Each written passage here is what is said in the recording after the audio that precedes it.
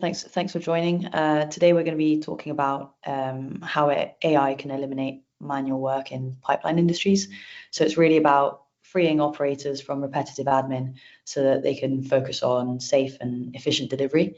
And I'm hoping to be fairly honest about where AI can help, where it doesn't help, and how you can land results in a short space of time, and really a matter of weeks.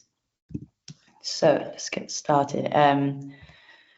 Quick overview of what I'll cover in today's webinar. So I'll give a quick introduction to myself and to Cogna, which is the company I'm working at and speaking on behalf of. Then I'll go into sort of using a brief overview of the current landscape in pipeline operations, and more specifically, why manual processes exist, why they persist, and what is painful about them. That will then take us into Cogna's AI solution, which I'll tie to AI solutions in general and discuss sort of generative AI and how Cogna uses it. And which takes us nicely into the challenges of using AI. And finally, I'll end this with some demos of what we've built already, what's possible, and potential sort of useful tips for operators in the industry. So to kick off, my name's Ali De Brunner. I have a solution strategist role at Cogna. So I work with our customers and Cogna's AI to build custom solutions. My background is in tech, and I joined Cogna about 6 months ago. But before that, I was researching and building some prototypes around underground asset scanning, specifically with an approach focused on water companies, but really it actually was touching on things that are relevant for all pipeline industries. I since joined Cogna. Cogna is an AI company with a mission to unlock sort of valuable time for operators working in pipeline industries. This mission is driven by, well, first of all, by the belief that these are industries that have been traditionally underserved by software solutions that we have made so far in the last sort of decade, 20 years, but also they're critical industries. They have unique needs, and I'll touch on that in a bit more in a sec. But they're part of our daily lives. So I think it'd be fair to say that's a large part of what drives all of the Cogna team. The Cogna team is sort of made together of great people from different companies, including tech companies, but also a strong background in things like self-driving cars. And a large part of what we do is manipulating and working with AI to make it useful to pipeline industries. We work with a lot of utilities across the country. Some of our customers are listed below and have several apps with the likes of Cadent Gas already. And we have a global footprint. We've got customers in Europe, have an office in London, and are also have set up an office in Austin in the US. So let's talk about sort of pipeline operations, which is really like the crux of where we put our focus at Cogna.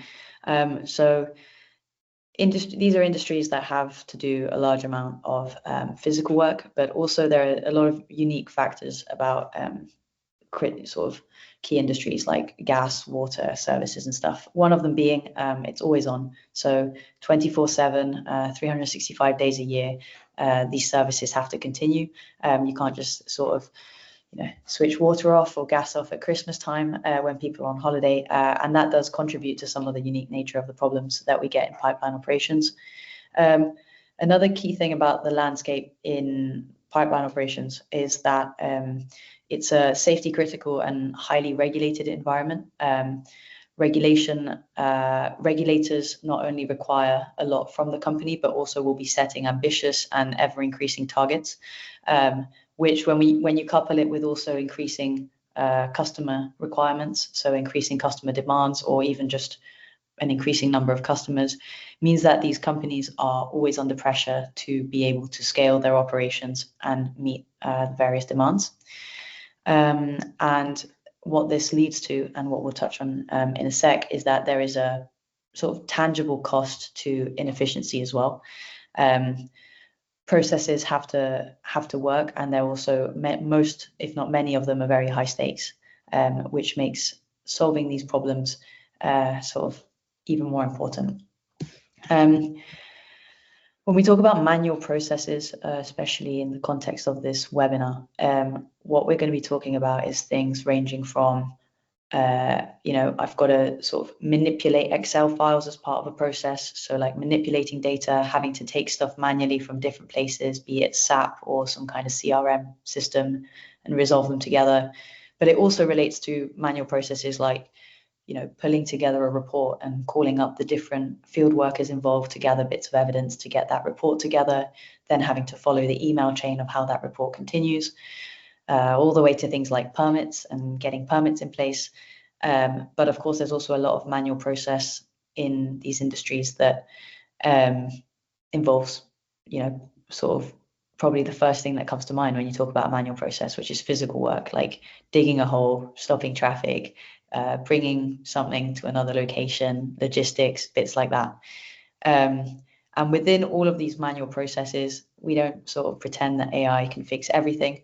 Especially not the kind of software solutions we build, but there are many that are very admin heavy tasks, and they're the ones that we focus on.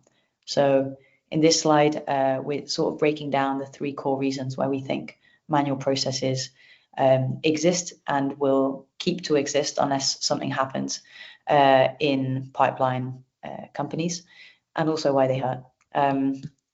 So going into it, one of the core reasons and the first reasons that come to mind is, of course, the tech available in, utilities. IT teams are, and rightly so, focused on secure enterprise-wide platforms and integrations.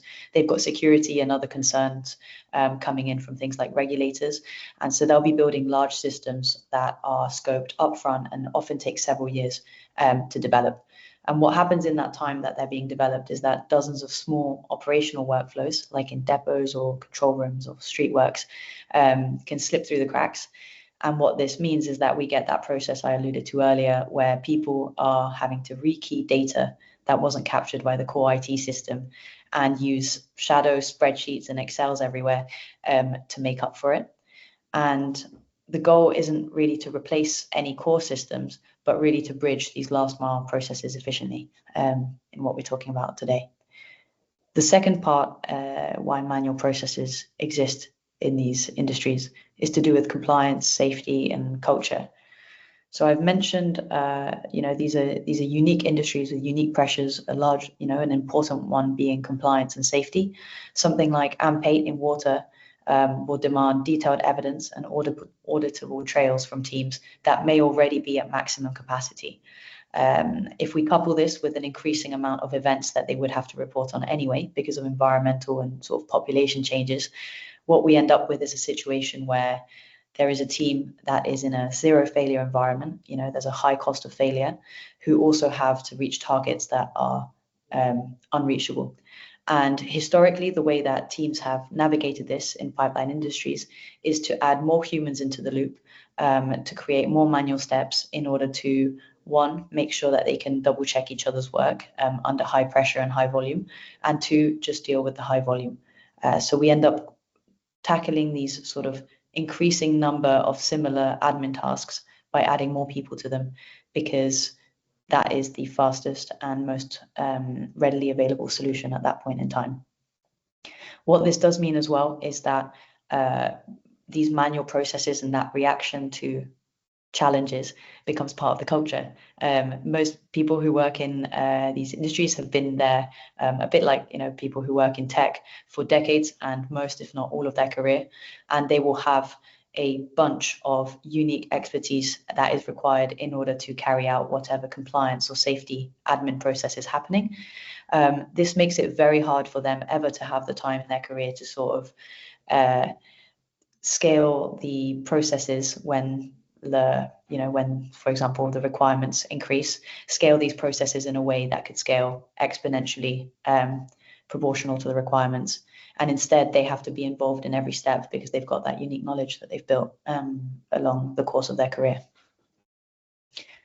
Finally, there's sort of the human expertise and physical reality. So like similarly to in compliance and safety, a huge part of pipeline operations require human expertise and human work. We're not suggesting software can dig a hole in the ground or physically stop traffic, and that's not really going to be the case ever, probably, with AI, the way we're talking about it today. And so that work has to stay human. And we are acutely aware of the problems that AI can help with, the repetitive admin, versus the problems that will stay human, such as making calls about risk, adapting to last-minute things on site, and resolving conflicts. And whilst it is the case that AI can't do those sort of physical tasks, what it can do is reduce all of the admin that sort of pops up around those physical tasks. So, for example, taking the example of digging a hole, whilst it can't actually get the, sort of sit in the chair and make sure that is done with skill and precision, what it can do is make sure that the setup on all of the steps leading to the, performing that task of digging the hole were as smooth as possible, including scheduling, organizing who has to be there, making sure the right equipment is there at the right time, the right permit has been done and sent through, and all of the other bits. And it can also be very helpful in creating a knowledge base by unifying things like data, like maps and other things that historically might get siloed across different operational teams, who naturally pick up that data through experience. But then what happens is, as new teams come in, they have to manually teach the other teams what's going on. And also, of course, managers who want to see oversight then depend on having to unlock that human knowledge from the different people who are involved. So this gives a broad, I've sort of touched on like various different manual processes that exist in pipeline operations.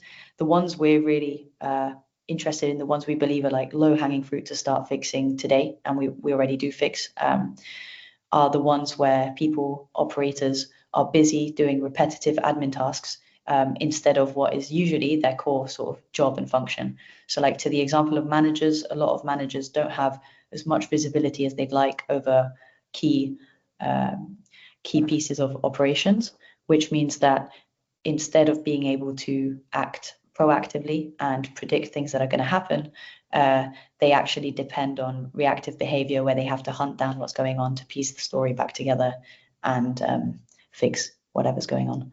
So that's a broad overview on the different manual processes when we talk about manual processes. Which brings us to Cogna, what sort of our company does, our mission, and how we approach this issue of persistent manual work in physical industries. So the first point to touch on is we use AI, specifically like generative AI, to build our solutions. However, generative AI as a concept is not a sort of plug in and play and type of solution. It doesn't automatically solve these complex things. And so actually a vast amount and most of our team's time is around figuring out how to use the strengths of AI to make it actually be useful to our customers in physical industries. So that statistic there around Cogna sitting in 5% of Gen AI initiatives alludes to that, which is that most Gen AI initiatives are actually not precise enough to build a solution. Our mission, as mentioned, is to deliver immediate operational impact for operational teams. And the way we do that is by rapidly, in a matter of weeks, building software solutions that are hyper precise and hyper customized to specific operational processes. So to relate back to some of the examples I've given, if we're talking about scheduling and coordination to make everyone is there at the right place at the right time to dig a hole, we would look into automate that whole process, automate permitting to make sure that can happen. In the context of a manager not having visibility over data about pipeline operations, we would look to basically piece together different data stories and visualize these in a way that's useful for that team. And I could kind of keep going. I'll talk about how we do it, but there's sort of an infinite scope of solutions that we can build in this way. One of the prerequisites for us building anything for a customer is that it delivers a return on investment. This is how we differentiate ourselves from other generative AI companies. And these case studies that you can see on the right-hand side are examples of this. So because we take just a couple of weeks, like 2 weeks to build a solution and get it into the customer's hand, not only do we deliver like sort of value, but we also deliver it very quickly. So it's quite tangible. One app that we built for Cadent Gas in its first season delivered more than $15 million in, which I think is like 11 million pounds in supply chain savings for the team. For OCU Group, we did an app related to job pack automation, something that most pipeline industries are familiar with, and that led to an 83% reduction in administrative costs immediately. And similarly with Network Plus, we did an app related to compliance, and that led to a 150K saving in the first week that the app was around. And so these examples just kind of show how we anchor our progress and rate, sort of how we're doing. We hold ourselves to that standard that we don't move an app forward unless we think the return on investment it can have is at least tenfold. And a core part of being able to find that very tangible return on investment is speaking to operators, because ultimately those are the only people who are acutely aware of all of the sort of niche features of the process that they're currently having to do manually. To build on that, the way the Cogna process works is that we have what we call an AI factory. So whilst our solutions may not involve AI, such as the examples I gave, a lot of them don't actually involve an AI solution, we use AI to build the solution. Historically, building software takes time, which means that it requires a lot of upfront cost and a lot of upfront scoping, and it can lead to a lot of technical debt as well over time. What we do is leverage generative AI to be able to do the building part really quickly and really iteratively. So our process starts with first understanding the operational process in full detail. So, alluding to the examples I gave, that's about the granularity that we go into. And we will go in, have a 90-minute discussion with the team who is involved and currently doing the administrative work. We will understand what the pain points in the process are, what they are spending the most time on that they don't feel like they need to be spending the time on. And our platform will automatically take that conversation and out of it, deliver a proposal for a solution that would have an at least 10x return on investment. If that proposal is accepted, we will then send that to the factory, which can build it within 2 weeks, and it takes us about 2 to 3 weeks to go from proposal to having your team onboarded and using the platform. One of the key features of this is that we take an incredibly iterative approach. So 2 to 3 weeks in the context of an enterprise that works on physical assets and things is incredibly short, and we're aware of that. And the reason is we'd rather build something, get it out there, get it in use in the real world, and iterate it constantly alongside you to make it mold perfectly to the process, rather than require operators to invest a lot of time up front to try and scope what they think works and then have to commit to that in full. In our experience, that has led to applications that integrate seamlessly with enterprise IT and operational teams. And that's the way to get something be used out in the wild as quickly as possible. That being said, and back to that, only 5% of Gen AI projects work. There are a bunch of challenges in eliminating manual work in physical industries. And the title of this webinar was sort of how AI can do that. And I think whilst we can talk about the Cogna solution, it's also really important to be aware of why this hasn't happened yet and what the barriers are. One of them is poor data quality. So current systems will be siloed in enterprises. That's normal, but it means that you've got some information held in a CRM. Some of it will be held in something that a consultancy built 10 years ago. Something like other bits of information will be in SAP. Some of it might just sit with the finance team. And these siloed databases sometimes will be actually talking about the same thing, but in different ways. Poor data quality is a big barrier to, quickly in integrating technology into any company, because at the end of the day, that's the type of thing that sometimes it just takes a human to resolve and challenge. The way as Cogna we use AI to sort of challenge that challenge is that we can use AI like as an LLM to shadow people who are linking up traditionally siloed databases. And then what the LLM can do is learn, see what they're doing, pick up any patterns, and start to intelligently suggest how they might like to resolve siloed data. But ultimately, that is an example of a task that requires a human. And it is the type of thing that we tackle head on with an AI example as the one I just gave, but that most of the time has historically prevented people from delivering digital solutions quickly in these industries. Another challenge, and a very, very common one that I as a sole strat as well see often when speaking with customers is it's very easy from both our side and the customer side to have overly ambitious use cases. AI has been marketed so far as kind of, I mean, it's called artificial intelligence. It's exciting. It feels like it's, could have infinite opportunities, and actually it's also really important to be very aware of the limitations of AI and what it can and can't do. As I mentioned, a lot of the solutions we end up building are leveraging AI to build the software. AI is very good at coding, but the software itself might not even use AI, and there might sometimes be other types of technology that are more relevant. And overall, on this sort of definition of scope for the problem, it's really important to make sure that the problems that we're tackling have a clear sort of value and return on investment that can be reached, as opposed to sort of throwing an idea out there like we'd like AI to, streamline start to finish the entirety of our finance function or something like that, which does sometimes happen because the media and like online, there's a lot of speculation around what AI could do.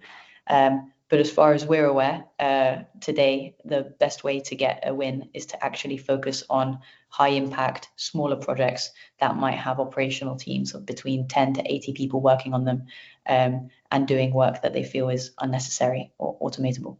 And piece by piece, unlocking these productivity issues can amount in a bigger piece of progress than actually just starting at the top with a huge ambition that none of the operators in the company have actually got the time to make happen. Similarly, there's organizational barriers, of course, in large enterprises, which again is also mitigated by breaking the project down into something that is high stakes, and it can be very high complexity. Our apps are very good with complex projects, but it should be high enough stakes that we can gather all of the different bits of information that are needed in a short space of time, so we can get a first version out there that's helping as soon as possible, rather than work on a sort of 5-year plan or strategy. That's just kind of not the field we operate in, and it's also not the field we think AI can be the most useful in. Change management and integration built on the same piece, and it all really comes together to say that there has to be a very clear business case, because AI, whilst it's fantastic, has also got its limitations.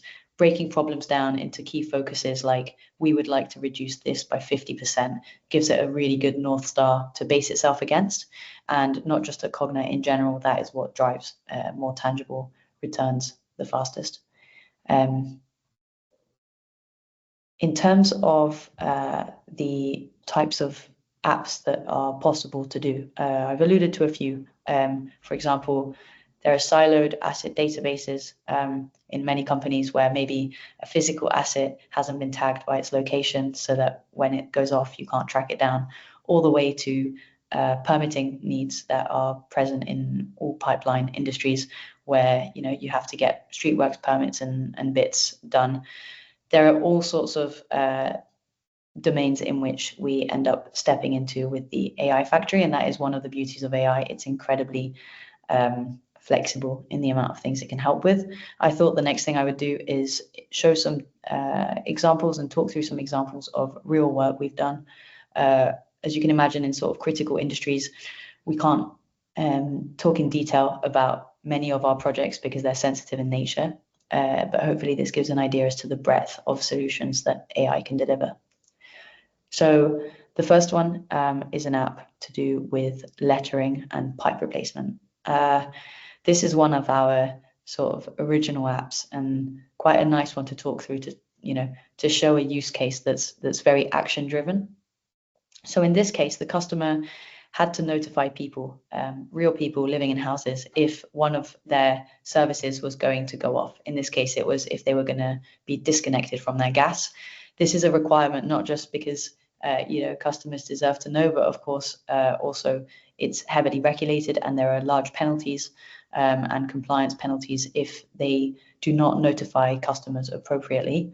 In order to notify customers, they have to send them a letter, like a physical piece of paper, which requires knowing which people live in what area, and also knowing when some gas replacement work is going to happen and which properties it will affect. So there are quite a few different bits of data.